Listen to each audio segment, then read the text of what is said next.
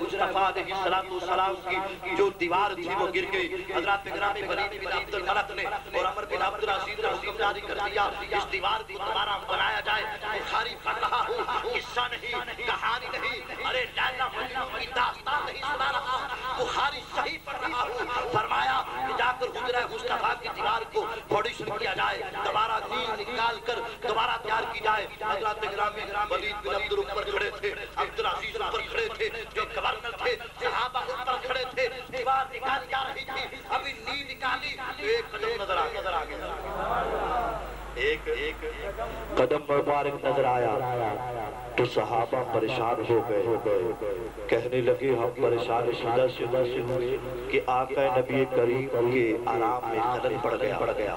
آپ آرام فرما رہے تھے تو ہم نے تو شریعت سے دیوار نکالنے کی دوبارہ مرمت کی جائے, تو آپ جب دیوار نکالی تو آپ کو قدم مبارک نظر آ گیا. صحابہ نے اس سوچا, صرف سوچا, ابھی سوچا. حضرات گرامی تو صحابہ نے کہا, حضرت ولید نے کہا, عبد العزیز نے کہا یہ نبی کا قدم ہے, انت نبی و قدمی, یہ میرے آقا مصطفیٰ کا قدم ہے. یہ توجہ طلبات ہو گئی. اب سمجھ میں نہ آئے عمر کا قدم ہے, یہ صدیق اکبر کا قدم ہے, یہ مصطفیٰ جان رحمت کا قدم ہے. اسی اشکال میں پڑے تھے حضرات گرامی. حضرت عمر کے بیٹے حضرت عبداللہ کے بیٹے سالم یعنی حضرت عمر کے پوتے حضرات گرامی آئے, انہوں نے قدم کو دیکھا, کہتے ہیں واللہ محمد صلی اللہ علیہ وسلم لا نبی القدمی, یہ محمد صلی اللہ علیہ وسلم کا قدم نہیں ہے بلکہ میرے دادے کا قدم ہے, عمر کا قدم ہے. حضرات گرامی تھوڑی دیر کے بعد اس کو امام بخاری نے روایت کیا ہے, وہ فرماتے ہیں تھوڑی ہی دیر کے بعد عروہ آ گئے, وہ بھی کہتے ہیں یہ جو قدم ہے یہ حضرت محمد صلی اللہ علیہ وسلم کا نہیں ہے. عروہ نے کہا یہ بھی حضرت عمر کا قدم ہے. حضرات گرامی سمجھانا یہ چاہتا ہوں کہ مصطفیٰ کے قدموں میں پڑا ہو صدیاں گزر جائے, اللہ قدم بھی سلامت رکھتا ہے. چاروں جو ان کے قدموں میں گر جاتا ہے اللہ اس کا جسم بھی سلامت رکھتا ہے.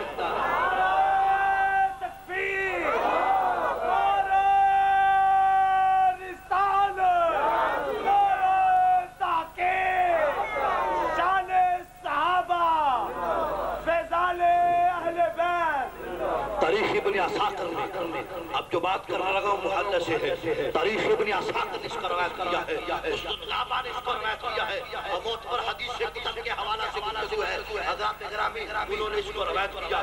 سید الشہداء سب سے پہلے شہید کون سے ہیں؟ حضرت امیر حمزہ رضی اللہ تعالیٰ جنگ احد کے دن جو شہید ہوئے. حضرات گرامی بات سنیے, جو ان کے ساتھ لگ جاتا ہے تم جسم کی بات کرتے ہو, کفن کی بات کرتے ہو, جو ان کے جسم سے جو چیز بھی لگ جاتی ہے اللہ ان کو بھی سلامت رکھتا ہے. سید الشہداء کھودنا چاہا, کئی سال پر چکے تھے.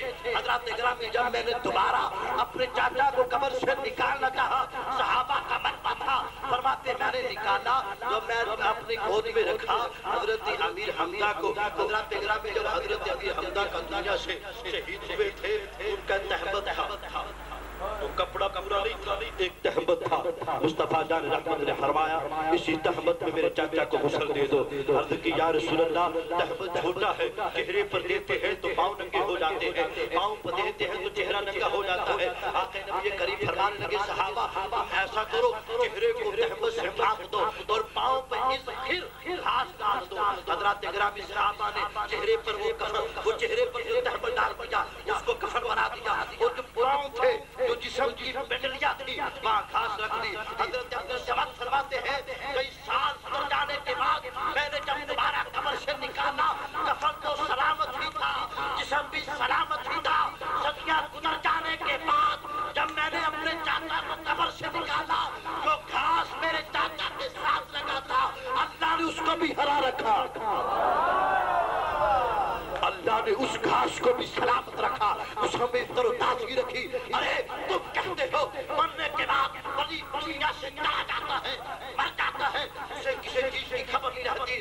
ارے آؤ دیکھو سید الشہداء کی بات کرو, ان کے جسم کے ساتھ گھاس لگ جائے اللہ ان کو بھی سلامت رکھتا ہے. یارو جو ان بزرگوں کے ساتھ وابستہ ہو جائے اللہ ان کے دل بھی سلامت رکھتا ہے. وآخر دعوانا الحمدللہ.